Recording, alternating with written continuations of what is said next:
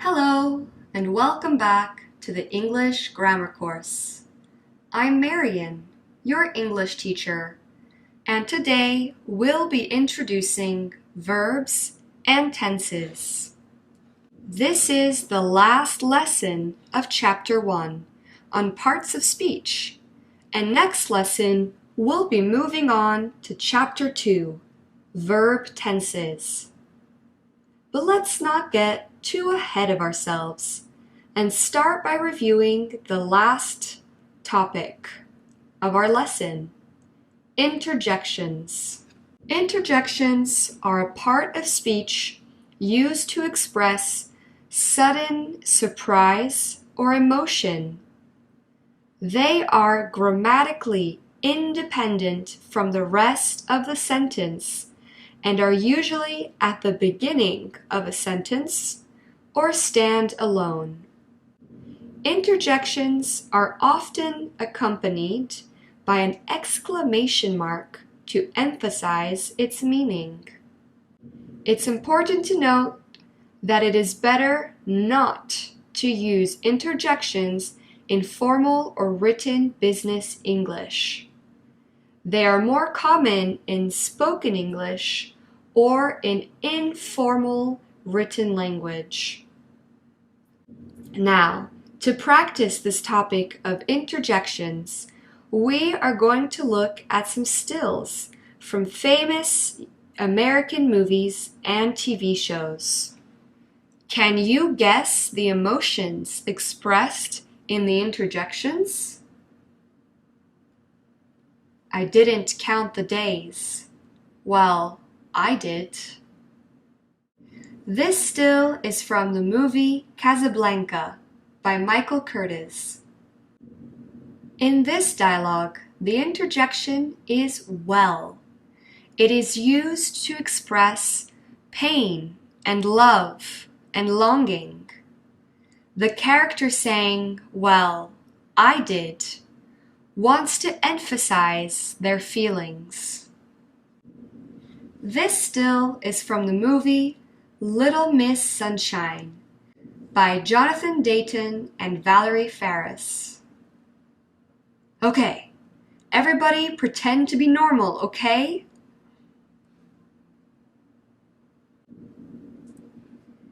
In this text, we have one interjection used twice. It's okay. This interjection serves to express the panic of the character. They just want everyone to be normal, but they are worried they will not. This still is from the movie Shadows by John Cassavetes. Why, I belong to me. The interjection in this sentence is why. In this context, why is not being used as a question word or a pronoun. It is used to emphasize the confidence and feeling of this female character. This still is from the popular TV show Mr. Robot by Sam Ismail. You don't like people, huh? Not most of them, no. The interjection in this dialogue is, huh? It is used to emphasize the surprise and potential confusion of the person speaking to this character. Well done, we finished our review. Time to move on to verbs. Verbs are action words that indicate an action, occurrence, or state of being. They express what is happening and when. They can also express possibilities and conditions. All sentences require a verb. And when I say all, I mean all. You cannot have a sentence without a verb. There are 3 types of verbs: action, linking, and auxiliary. Action verbs are words that indicate an action or possession. For example, I saw Joe at the supermarket yesterday. This indicates an action. I have 2 black dresses. The action verb have indicates possession. Now we have 2 types of action verbs: transitive and intransitive. Transitive verbs always have a noun that receives the action of the verb, called the direct object. For example, Molly buys shoes. Shoes is the object receiving the verb's action. Therefore, the word buys is a transitive verb. I eat vegetables every day. Vegetables is the object, and eat is the transitive action verb.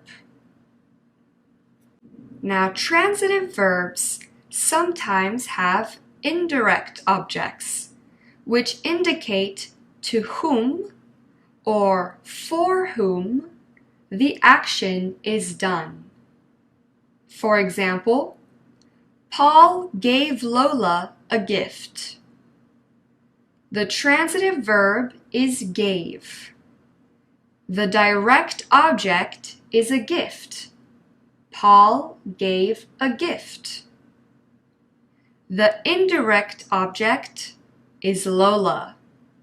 To whom did he give the gift? To Lola. Great. Now, intransitive action verbs never have a direct or indirect object. It can be followed by an adverb, but not by an object to receive the action. I ran across the street. The verb is ran. The phrase across the street modifies the verb, but no object receives the action. Let's practice. Are the verbs underlined in these sentences transitive or intransitive? I consulted a doctor at the hospital. The verb consulted is transitive because the object is a doctor. A doctor receives the action. I waited at the store. Waited is an intransitive verb in this sentence. The store is not an object that receives the action to wait. It is simply the location. I received your letter yesterday.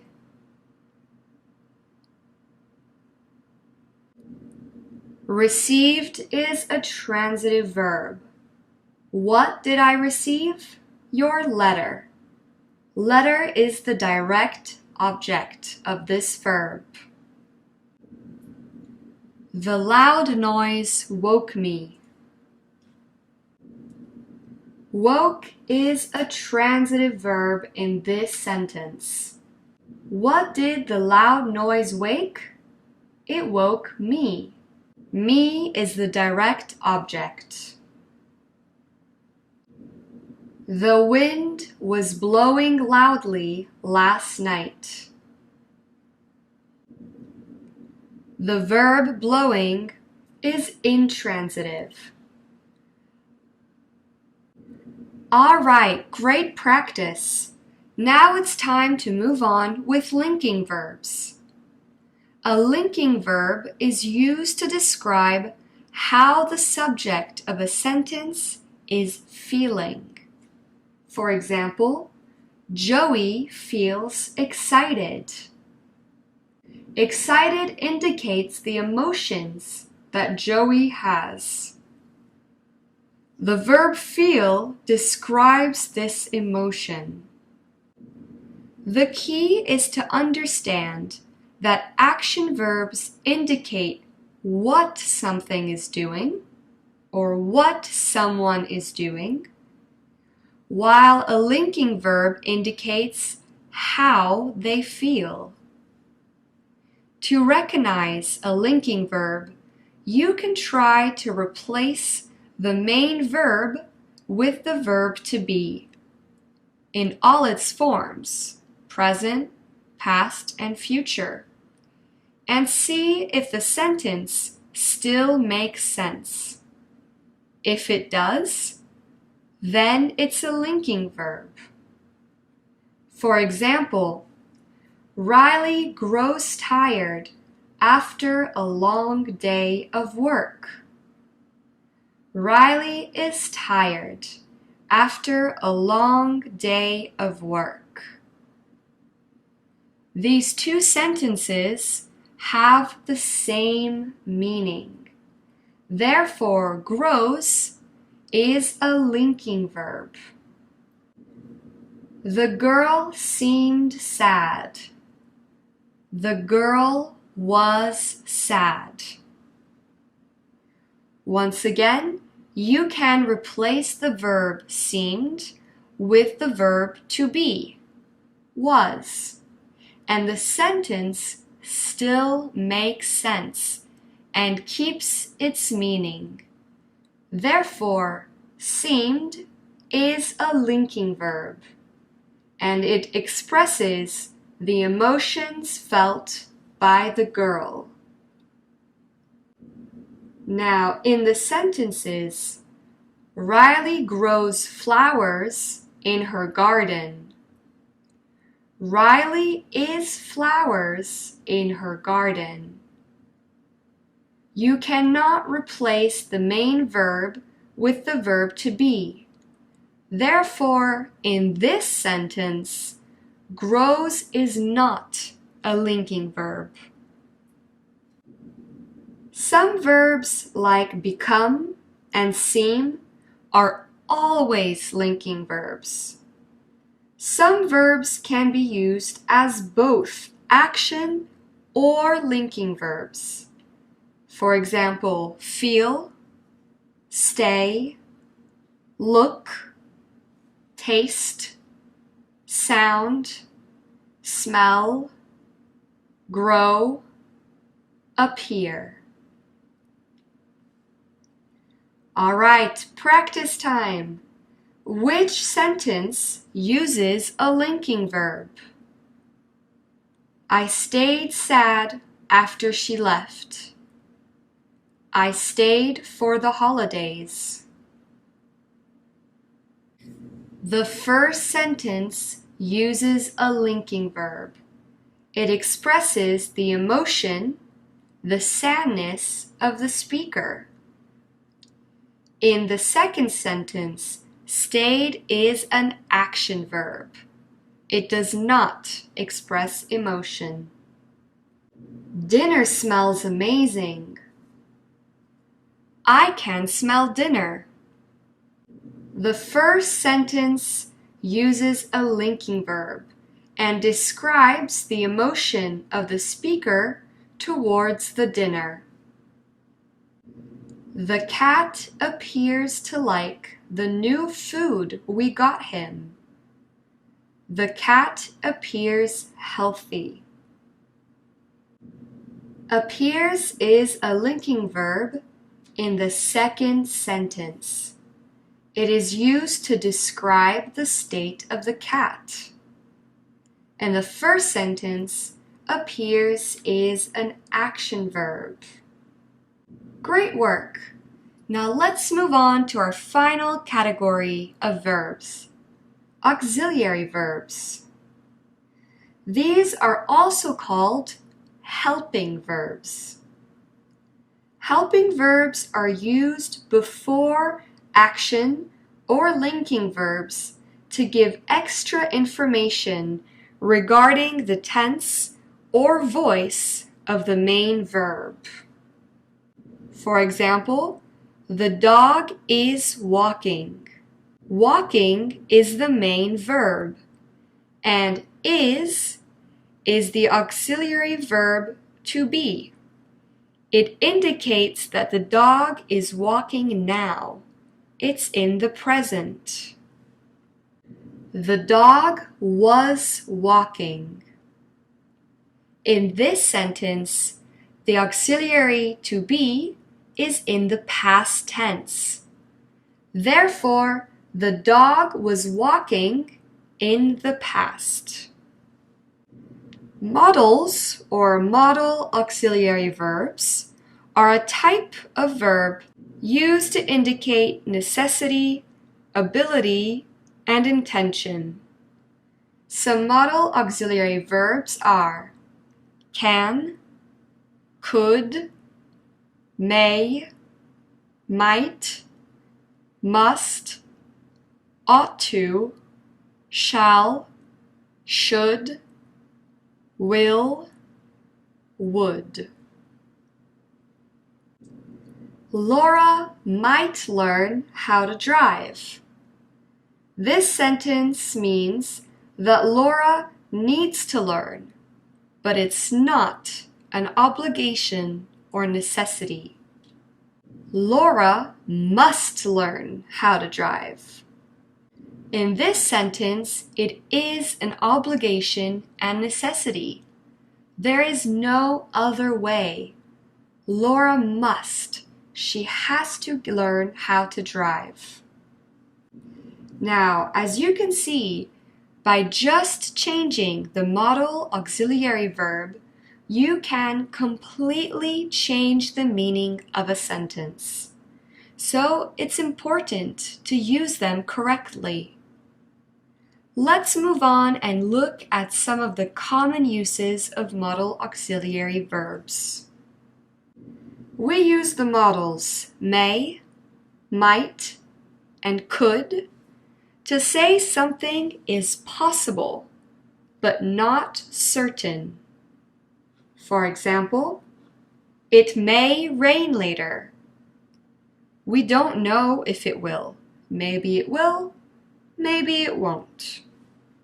We use the modals can and could to make general statements about what is possible.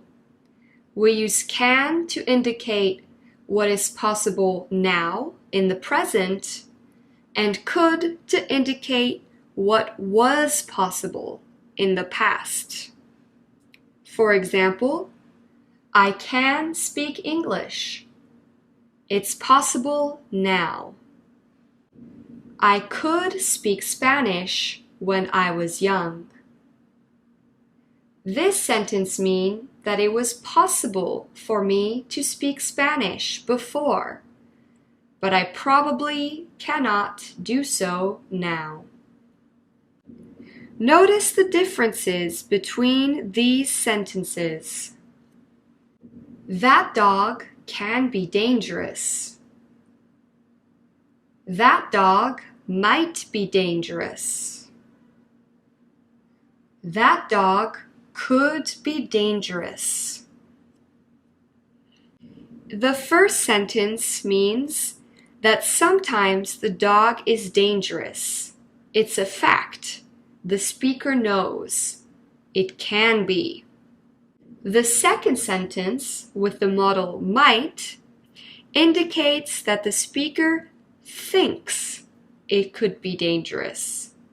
It is not a fact. In the third sentence, the modal could indicates that the dog was dangerous sometimes in the past, but not anymore. This is also a fact.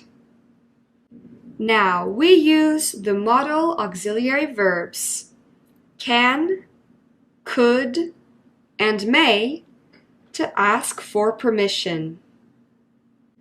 Could is more formal and polite than can. May is also used for permission and is even more polite and formal than could. Can I ask you a question? Informal. Could I ask you a question? Formal. May I ask you a question? Very formal. Now the modals should and shouldn't are used to make suggestions and give advice. Shouldn't is the contraction of should not. You should talk to the teacher. You shouldn't walk home alone at night. We use the modals must, need to, and have to indicate an obligation. You must not steal. You need to come to class on time. Notice the difference between these two sentences. You should do your homework. You have to do your homework. In the first sentence, the modal should is used to give advice or a recommendation. It's a good thing to do your homework, but you choose. You do it, you don't do it, no problem.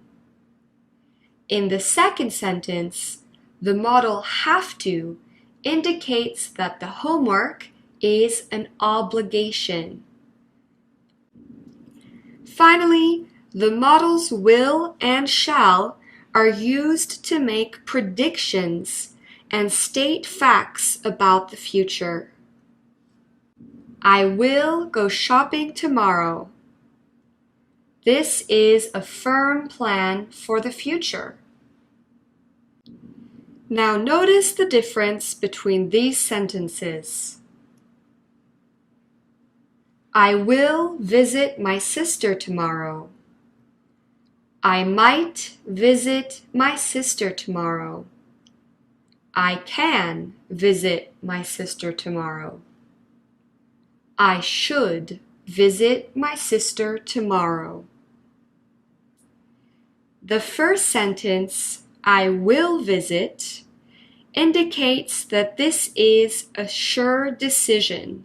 It will happen in the future, for sure. The second sentence, I might visit, indicates that the speaker is thinking about it. Maybe I will, maybe I won't. I'm not sure yet.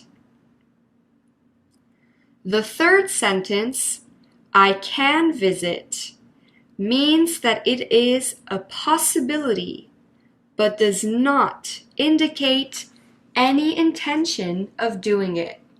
It is not a future plan. The final sentence, I should visit, indicates that it is recommended. It would be a good thing for the speaker to visit their sister, but it does not indicate a future plan or obligation. Great job! It's time to practice. Can you fill in the gap with the correct modal auxiliary verb? When I was younger, I could sing very well. This sentence is in the past. Therefore, we use the past form of the modal can to indicate a possibility.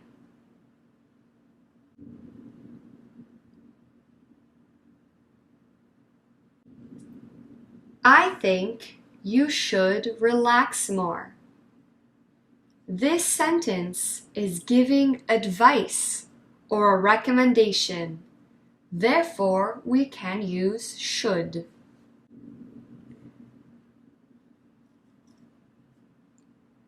You can't go in without a ticket. All seats are reserved. The modal can't indicates the lack of possibility. There is no possible way to go in.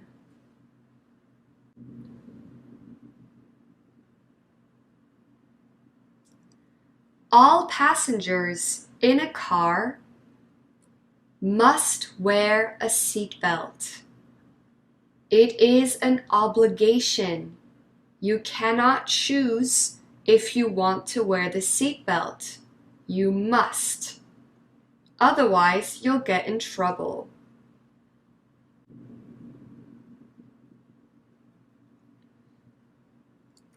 I might go to the movies, but I'm not sure. The modal might indicates a possible future intention. Maybe the speaker will go to the movies, maybe they won't. We can also use the modal I may go to the movies, but I'm not sure. These two sentences have the same meaning, but the second one is more formal.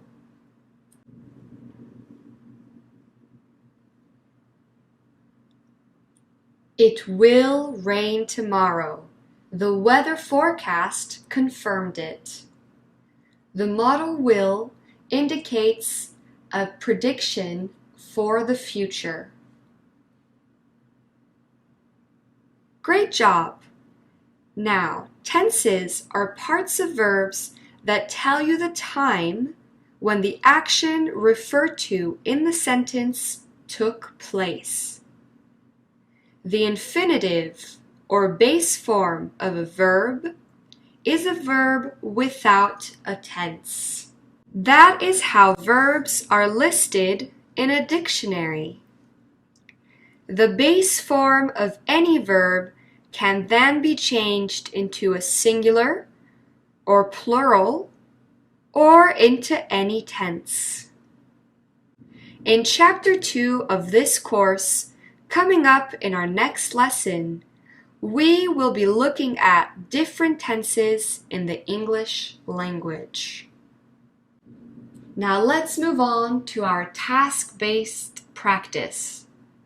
Here is an article from the online blog clevergirlfinance.com. We will read the article and then you will have 3 minutes to find and identify the different kinds of verbs. Let's go! The mind is a powerful thing, especially when it comes to your money mindset. If you have a poor mindset, you will continue making poor financial decisions, keeping you poor and living paycheck to paycheck. You can change from a poor mindset to a rich mindset by developing the right habits. A popular way to get motivated and create a rich mindset is to create a financial vision board. You will put up pictures, motivational quotes, and financial goals on your board and hang it where you see it every day. This helps you to see your financial goals daily and can keep you motivated. Another way to improve your money mindset is to read how to become rich from other financial success stories. When you see others succeed, it can help motivate you to achieve financial success. All right, great reading. Now let's start the countdown. You have 3 minutes to find the verbs.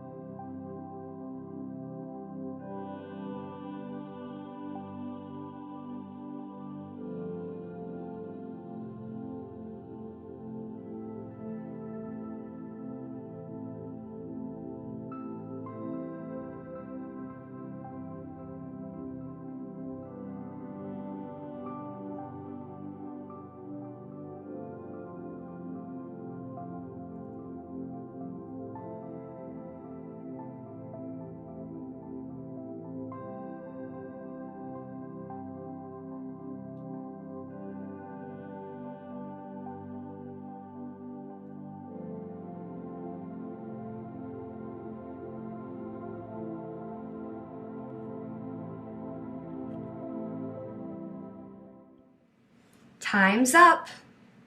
Now let's see what you found.